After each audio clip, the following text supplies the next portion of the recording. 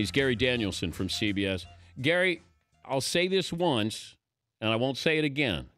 But if you just want to tap out and you don't want to join the show one week, because Fritzy will, once he locks in on a guest, then you're a regular. And I know you're a busy guy. So could you do this for me though, yeah, Dan? First, you know that commercial, that insurance commercial? My wife checks my cell phone records, and she's this 860 number that keeps popping up. Could you talk to her and just confirm? Okay. That you're hideous, Dan, My Danettes, yes. Fritzy, Mrs. Danielson, that is Todd Fritz, who he's calling your husband on all hours of the day and night. So there you go. Hopefully you're off the hook there. Well, listen, the guy that doesn't want a phone call from you is Jeff Long, the commissioner of this, of the head of this committee that has to go on ESPN every Tuesday night and try to figure out how not to get himself in deep water every week. Did he do it again last night? Not really. He's got an impossible job, but, no matter what he says, there's always some guy out there that has something that he's plucked from 3 weeks ago that can make you look bad. I mean, I've been there before. I mean, I don't know what they're going to – I'll tell you what. I'm going to give this to the committee. They got an impossible job, but I'm done with them if they put TCU ahead of Baylor. That's why we play the games. Baylor has to be ahead of TCU.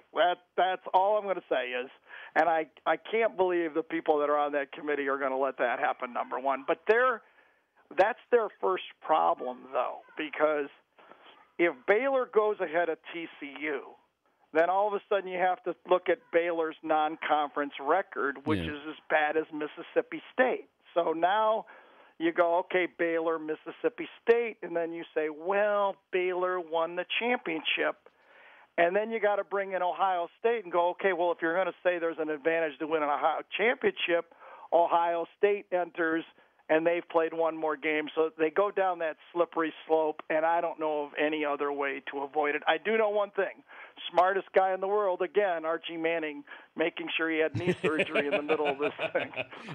So he didn't have to be on the committee? Absolutely. I mean, Archie's smiling all the way, I'll tell you that right now. Do you think that was elective surgery by him? He's a smart man. That's all I'm going to say. He's a very smart man. I'm kidding him a bit, but listen, all the people on there, they just have a really tough task here. And here's the problem. I mean, there's really not an elite team. I mean, it's getting like baseball.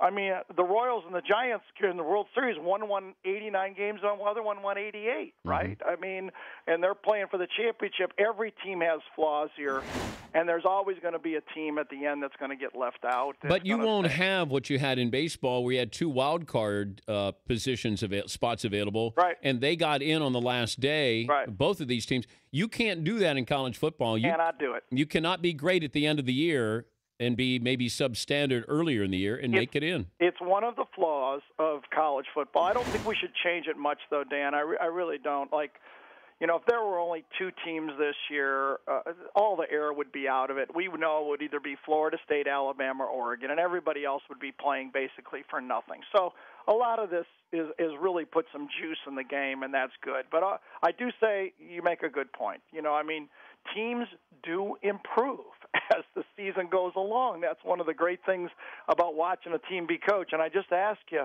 all these other teams, if Mississippi State lost Dak Prescott, Baylor Bryce Petty, Marcus Mariota, Jameis Winston, Blake Sims, Brett Hundley, if all these teams lost their quarterback like Ohio State did, might not they have lost the game early in the year? And I think you got to give Ohio State a lot of credit for coming back and winning. And you also got to give, I don't know if you saw Matt Leinert's article about trying to be defending champions. I mean, you have to give Florida State credit for going back-to-back and winning these games. They did win, but there is a problem with the committee for putting Florida State number 1. And it's just a problem they have, because if you put Florida State number 1, then that means Alabama most likely has to go to the Rose Bowl to play Oregon in the Rose Bowl, and I don't think the committee feels that's fair. So in a way, they want either Oregon or Alabama to be 1 and 2. Yep. I agree. I mean, that's another plot line that's coming up, Gary. No doubt. No doubt. Okay, if I took away Florida State's national championship from a year ago and just judged them this year going undefeated, would they be number one in the country? I think so. Yeah. Yes. They've stepped up, played Oklahoma State. They're going to play Florida.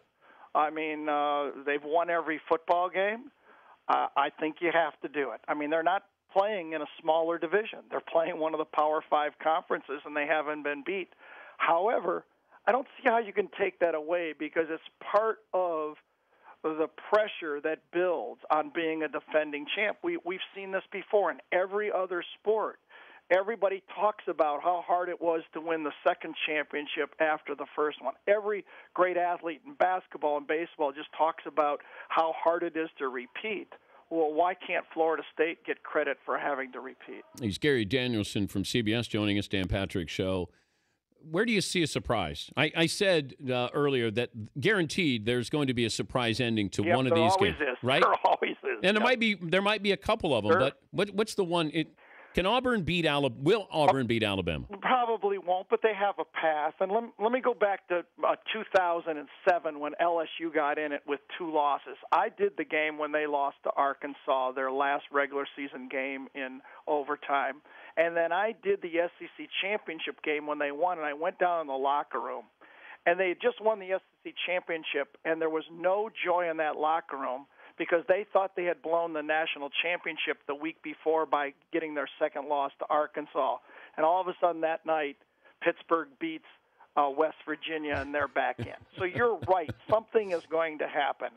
I really don't know. It looks like UCLA is coming on strong, and I think with Jim Moore and the way he's built that defense, I could see them, having, beating Oregon. It's hard to lose. It's hard to beat somebody twice. I think that's a possibility.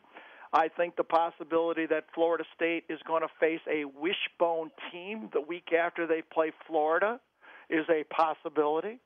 And Auburn, I think Auburn was a legitimate football team, but their schedule really got to them. That was a brutal schedule. Yeah, UCLA's got a tough schedule too. Yes, they do. Yes, they do. And so I think Auburn may be refreshed. They run a different offense. This is not their weakness is they do not stop the run very good. But this is very well. Let me say. But Alabama.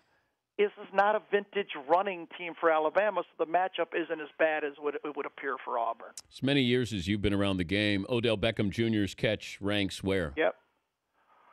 Well, not as good as that interception against me, that one I saw. The guy, no way should have caught that interception. Wait, you got to be more specific. Narrow it down. You had 78 interceptions. Ronnie Lott slid across the ground one time and caught it with his hand that he doesn't have the baby finger on. That's the one, as I really remember to this day. When I watch the NFL, I'm always amazed how many LSU players are in the NFL. You make a great point, and one of the things that I think just subliminally, that committee is going to see all these players from the SEC having a great impact out there in the NFL, and somebody's going to say, well, wait a second, isn't this league a lot better than the other leagues? Look at all the guys they're putting into the pros. And right at the end, who knows if that doesn't say, we want to give Mississippi State the benefit of the doubt because all these teams have lost one game. Who really knows what you think? We had, in fact, I think I criticized slightly Odell Beckham in a game because I was watching him in practice catch one-handed pass and kickoff and punt right after another.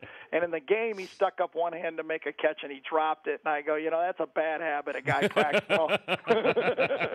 Always comes. I don't know if somebody has the tape for that one. I'll tell you that. Right before I let you go, should we allow these power schools to play 1AA schools late in the season or at all? I don't have a major problem with it as long as they have a legitimate team that they've also played. If you have it's a long schedule, the teams play a lot of games. I think it's a great opportunity for some of these other teams to play a football game.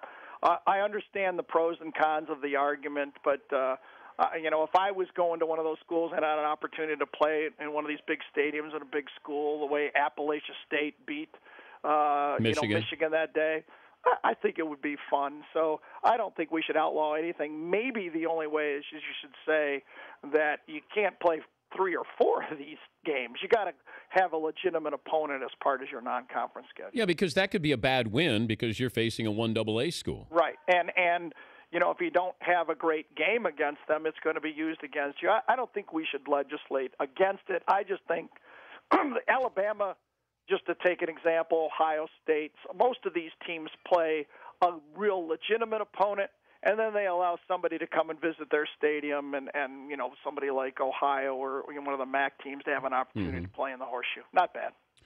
Happy Thanksgiving, safe travels. You and remember, if my wife calls, it was all business, right? Absolutely. All business. 860. See you later. Thank you, Gary. Bye. That's Gary Danielson from CBS.